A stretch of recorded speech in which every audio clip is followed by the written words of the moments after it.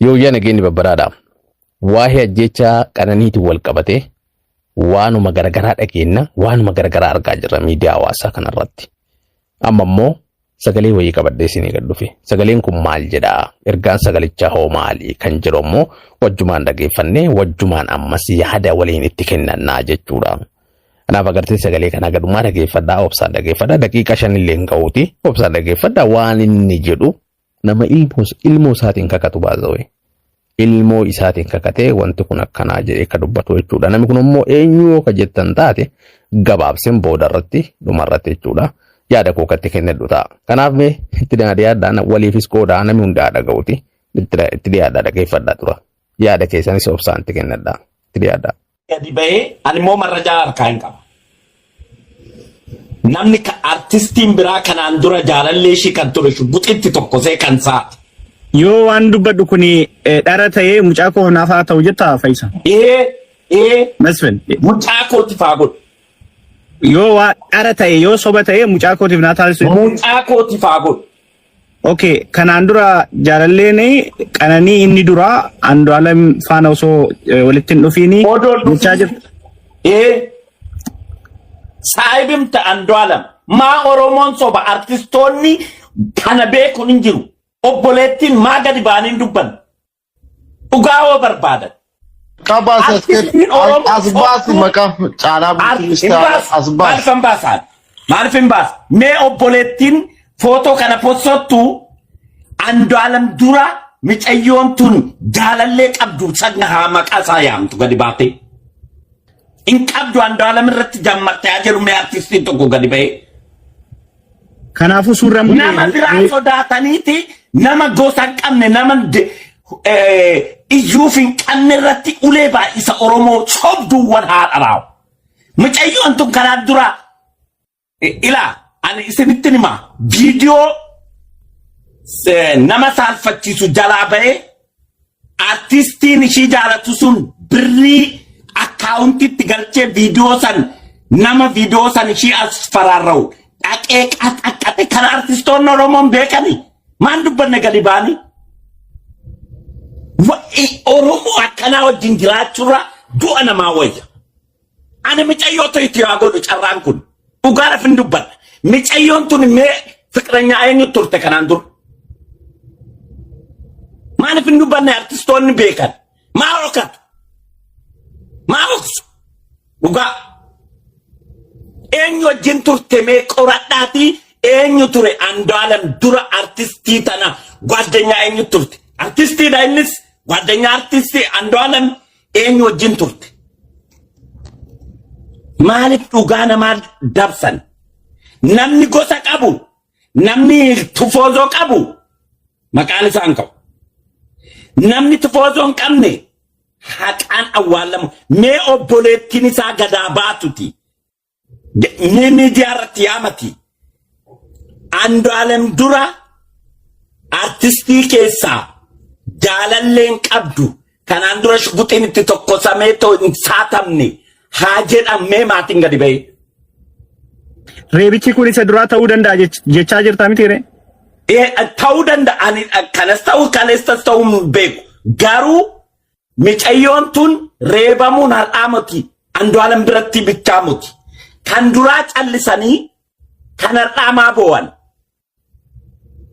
Har'as Andu'aalam wajjin odoo jirtu rakkoo baay'ee jira. Amma nuyi akka Oromootitti waan nama salphachiisuutu waan nama saalfachiisuu irratti miidiyaa irratti gadi baanee dhugaa qabnu dhugaa beeknu dubbachuus wal arrabsiisuu ta'aaf zindin. Maybe artistoonni biraatis kanaaf akkamittiin maatii wal saaxiluu ta'a jedhee callisee taate jedheetiin naman artistoonni beekanis. Garuu akkanatti arraagabamee odoo dhugaan beekamu nama tokko awwaalanii dhugaa namaa bira ani mucayyoon tun waaqayyo lubbuu ishee hamaaf. Waaqayyo lubbuu ishee hamaaf. Garuu akkanitti dhiyaadhee beekutti seenaan ani beeku jira. Seenaa ጓደኞonni isaa beeku jira. Ragaan jira maatiin hin beeka. Akka waan Andu'aalam irratti jaalallee calqabaa taati. Saniin dura jaalallee ishii wajjin jiru keessatti rakkoo qabdu namni oduu beeku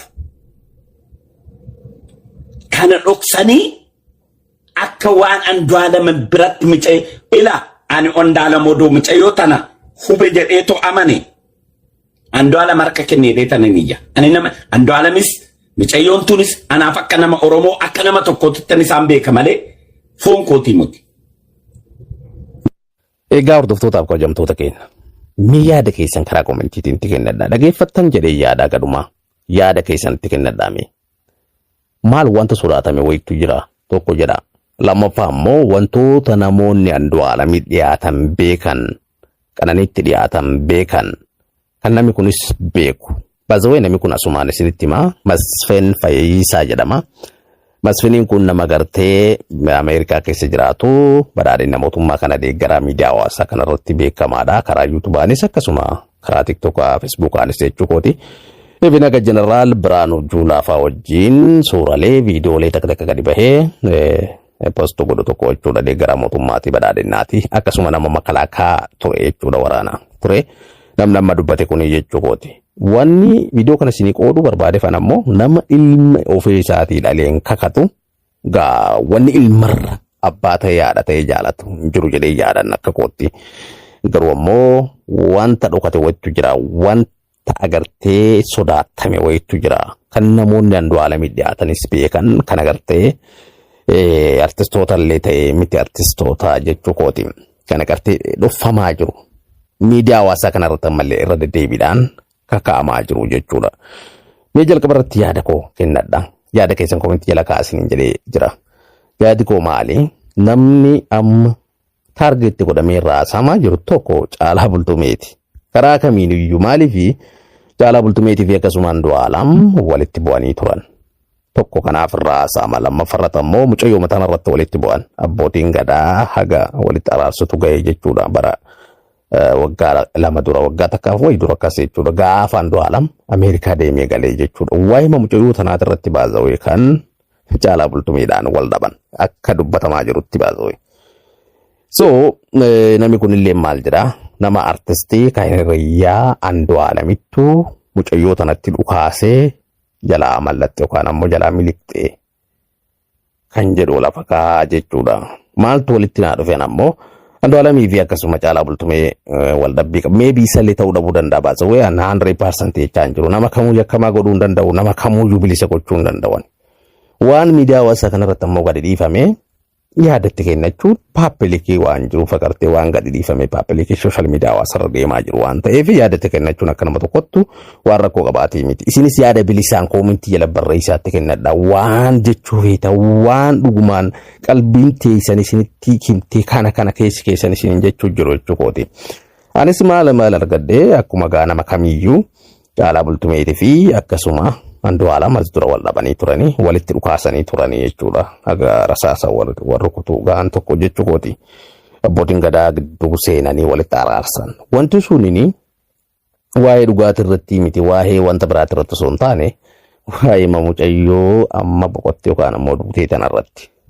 Mucayyoo amma lubbuu dhabde Qananii tanarratti rabbi dhugaa ishee haa baasuti.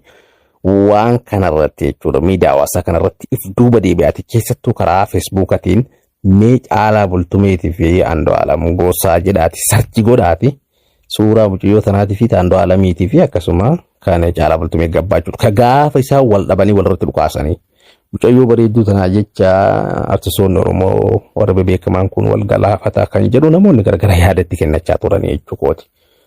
So Masfiin maal jedhaa? Masfiiniin kun akkuma isinii kaasee nama beekamaadha. Nama yuutuubaan karaa miidiyaalee beekamu.